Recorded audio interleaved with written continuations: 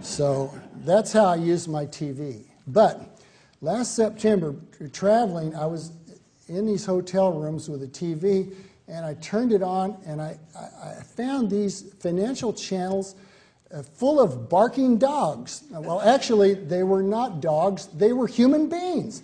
They were yapping and yelping and barking about impending doom, and I'd never heard the like of it before. You'd have programs with 4 or 5 people on at once, all barking simultaneously. I didn't, I was tempted to think the world had gone to the dogs. But it was clear that everybody had lost his composure the last week of September last year. And they'd interview Hank Paulson, the Secretary of the Treasury, and he would bark a little bit. And they would talk to Ben Bernanke, and he would bark. And so, the whole world was barking like my little dachshund puppy when she's frightened. She really squeals. You think she's going to be eaten by a giant condor or something. That's the way the government was yelping last September. And I don't expect you to take my word for this, so I actually brought along an expert to quote here. And this is a quotation from a congressman. It happens to be one you've probably heard of, Ron Paul, who wrote a few days after the bailout bill was passed on October 3rd, the rallying cry heard all over the Hill the past 2 weeks was that Congress must act. Our economy is facing a meltdown. Okay? Now, for those of you who've been going to classes learning that an economy is a whole lot of transactions and arrangements that people make with one another, not at all like the fuel pile of a nuclear reactor. Well, get over that, because our economy is facing a meltdown. A lot of people use that metaphor. Other people, strangely enough, said it was freezing up. I spent several weeks doing research on whether it was getting cold or hot. But anyhow, it was melting down and freezing up all at once. Would this bill fix it? Nobody could really explain how it would. In fact, few demonstrated any real understanding of credit markets, of derivatives, of credit default swaps, or mortgage-backed securities. If they did, they would have known better than to vote for this bill. All they knew was that this administration was saying some frightening things and asking for a lot of money. So they got their $700 bailout bill, which, as I say, after a year, they're going to use to acquire a tiny, tiny fraction of toxic assets now held by banks and other financial institutions. So that's the government we rely on to take care of us in troubled times. There was a lot of ebb and flow in both of these meltdowns. And a lot of it had to do on both occasions with the quality of the economic analysis people were bringing to bear.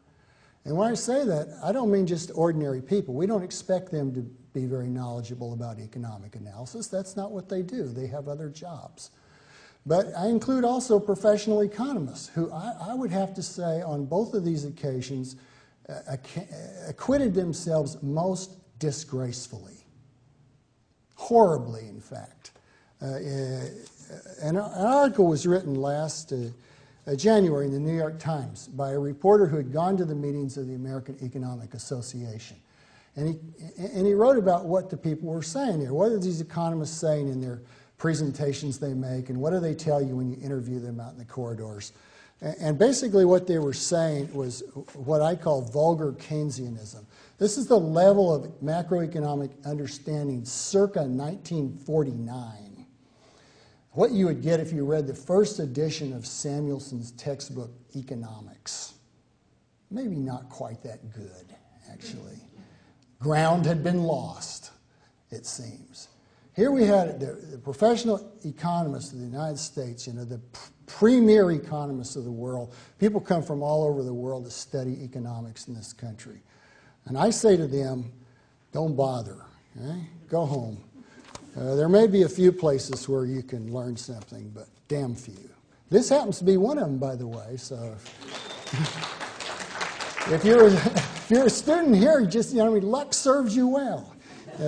You landed in a place where you can learn some real economics, but in most places you won't. You'll learn this crackpot stuff. Now, back in 1929, 30, 31, there were some good economists, just as there are now some GMU economists that know which end is up, but not very many. And there are all kinds of crackpot ideas floating around and being used as the basis for important public policies. There was a professor at Cornell. His name was Warren. And all economic historians love this guy Warren, because Warren and another guy named Pearson cooked up a price index at a time when we didn't have a long price index.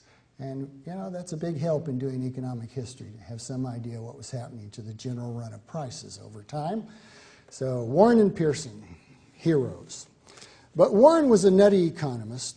He was pretty good at collecting price data and making them into index numbers. But he got the idea that the way to get out of the Depression was by raising prices. See, prices had fallen so much in the early 1930s, 25 to 30%, depending on which prices you look at. So he said, if we can only get prices back up again, and this, by the way, was probably the most widely accepted idea of the early 30s. If only we can have reflation, if we can get prices back up again, all will be well.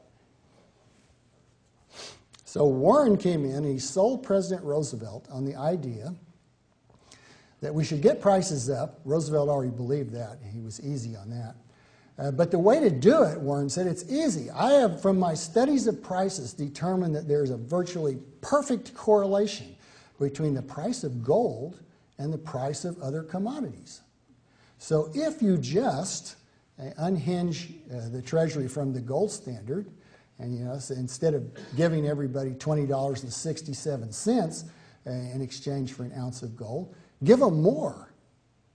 Give them a higher dollar price for their gold. Gold prices will rise, and the United States has such a big part of the world's gold stock that we can do this. We can finagle the world price of gold, drive it up, and the result will be we'll lift ourselves out of the Depression. And Roosevelt thought this sounded cool. He says, yeah, let's do that. So that's what the United States government did. They got the Reconstruction Finance Corporation, created under Hoover in 1932, which continued to be the major spending and lending agency under the New Deal. And the RFC undertook to start going into the gold market and buying gold, offering a little more each day to jack the price up every day. They decided how much to jack it up by coming in at breakfast time and checking with Roosevelt. Well, Mr. President, how much do you want the price up today?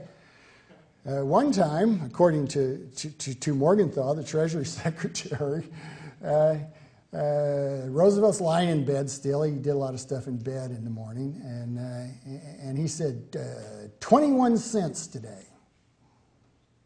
I said, well, exactly 21? Yes, 21 cents. Well, why, Mr. President? Why 21 cents? He says, because that's a lucky number. Think about this. This is the President of the United States in the process of wrecking the gold standard, and he's doing it on the basis of silly, childish nonsense. And that's how the world was ruled and led to catastrophe. Not just that way, but in dozens, hundreds of government policies, counterproductive, destructive, tearing apart the price system, substituting bureaucratic decisions for the decisions made by millions of decentralized decision makers with knowledge of their local circumstances that nobody in Washington could know or cared to know.